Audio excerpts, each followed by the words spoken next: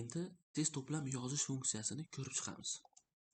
Bu funksiyaning afzalligi hamma o'quvchiga har xil ketma-ketlikdagi savollari, variantlarini, ya'ni A, B variant bo'lardi-yu. Misol uchun 30 ta o'quvchingiz bo'lsa, 30 xil variant bo'ladi. Xo'p, mana bu yerda test import qilish bor. Oldindan yozilgan testlar.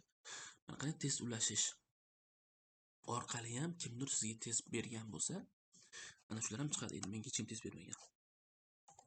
Mana bu yerda men sinov tariqasida har xil testlar yozib qo'yganman. Mana olyapman bir qanchasini. 30 ta savol bo'ldi. Xo'p, mana bu listni chekkadan pastdan matngacha bo'lgan masofasi. Ya'ni bitta listga ko'proq sig'ish uchun. Xo'p, oraliqlari, savollar orasi mana savol orasi cho'zilib ketdi. Bunday qilsak savol orasi bilinadi. Xo'p, ustun bilan o'rtadagi chiziq bilan savol orasidagi masofa hamda betlik. O'zi avtomatik bet qo'yib ketadi bu yerda. Birinchi bet, ikkinchi bet qo'yib ketadi. Xo'p. Mana bu bossiz javoblaringizni mana tayyor ko'rinib turadi. Bir qator ko'z yugurtirib qo'yasiz. Oshiqcha savol qo'yilib ketgan bo'lsa, men ustida yarim sekund ushlab tursiz, mana bu x ni bitta bossiz o'chib ketaveradi. Mana. Xo'p, mana bu suv belgisi endi ism familiyangizni yozib qo'yishingiz mumkin. Misol uchun yoki yozmasangiz, o'z profildagi ismingiz chiqib qoladi. O'quv markazingizni, maktabingiz nomlarini yozsangiz ham bo'ladi. Mana ko'p qilib yozsa bo'ladi. Mana tepadagi tugmani bosib mana. Listami joyida yoki o'rtada bir dona mana bu holatda ham turishi mumkin. Shriftlar mana 8 gacha, 18 gacha. Endi undan katta qilsak xunuk bo'ladi. Shuning uchun maksimum 18 gacha. 10 mana ko'rasam. Xo'p, shriftlarni o'zgartirib qo'ydik. Chiqaryapti. Mana buni tushirib qo'yish kerak. Bo'lmasa javoblar chiqib qoladi. Saqlash. Xo'p, test nomini yozamiz. Sinov testi. Aytgandek, mana bu yerga matn qo'yish bilan tanishmabmiz. Birinchi savol. Misol uchun sinov testi. Sinov testi.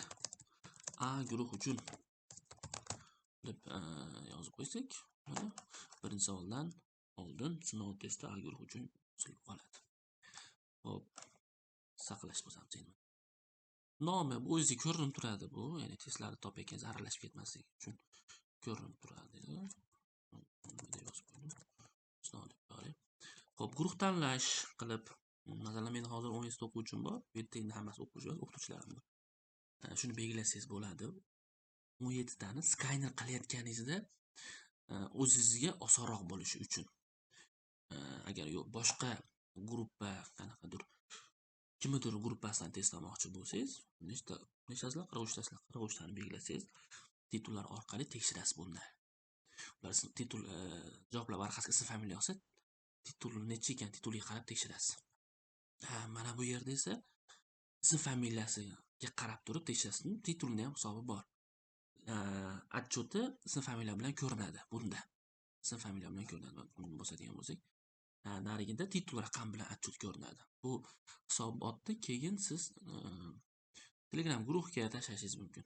Mana bu nima? Bu bitta listga nechta javoblar varaqasini sig'ishi. Mana 2 tami, 4 tami savollar soniga qarab turib belgilasangiz bo'laveradi. Mana 2 ta deb yozib qo'ydim. Misol uchun biz hozir 34 tami nechtadir savol oldik. Siz 500 ta savol olib turib, ichidan 50 tasini olmoqchi bo'lsangiz, tizim 50 tasini oladi. 500 tani aralashtirib, quralashtirib 50 ta oladi. Hammaga bir xil tushish uchun qiyinlik darajasini tanlab qo'yasiz. Mana eng oson bo'lsangiz, hammaga oson savollar tushadi. 80% gacha oson savollar bo'ladi uning ichida. O'rtacha desiz, o'rtacha savollar tushadi. Buni savol tuzatganingizda hali qiyinlik darajasini belgilagansiz. Shundan kelib chiqadi bu.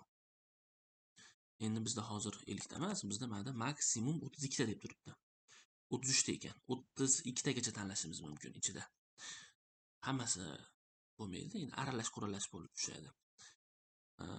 10 tagacha tanlash mumkin. Buni o'chirib qo'yaveraman men. Hop, bosyapmiz mana. Mana 17 xil variant. 17 xil.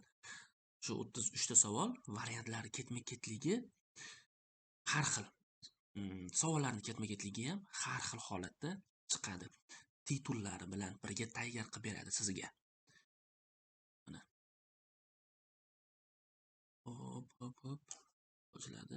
Endi savollar soni ozroq bo'lsa tezroq tayyorlanadi, ko'proq bo'lsa uzoqroq tayyorlanadi, lekin kutib turasiz, albatta tayyor bo'ladi. Bu internetga ham bog'liq holatda. Hop, PDF tayyorlanmoqda, javoblar varaqasi tayyorlanib bo'ldi. Ana endi kompyuterga saqlash. Endi biz hozir kompyuter saqlashdi. Hozir. Hop, pauza bosib turdim. Mana. Tepada tituli. Sinov, test sinovi 35 ta PDF da bo'pti. Mana 145-titulli odam egasi 855 hammasiga alohida bersangiz bo'ladi. Pastga tushadigan bo'lsam, javoblar varaqasi mana. Titul mana burga yoziladi, ism, familiya, guruh. Siz hech qanaqa titul qilmaysizda, skaner qilish tugmasini bosib turib, to'g'ridan-to'g'ri tekshirib ketaverasiz. Titulni kiritmaysiz, ism, familiyani kiritmaysiz. Ism, familiyani topasiz, keyin kimnikiligini bosasiz, keyin titul o'zi o'qib oladi. Hammasini ro'yxatini sizga bitta qilib chiqarib beradi. Yoki bo'lmasam qo'lda tekshiraman desangiz, javoblari ham bor. Mana javoblari. Mana 33 ta savolida mana 769 titul egasini javoblari qo'lda tekshirish uchun. Mana shu 32 ta o'quvchisi, 33 ta o'quvchisi titullari qo'lda tekshiraman desangiz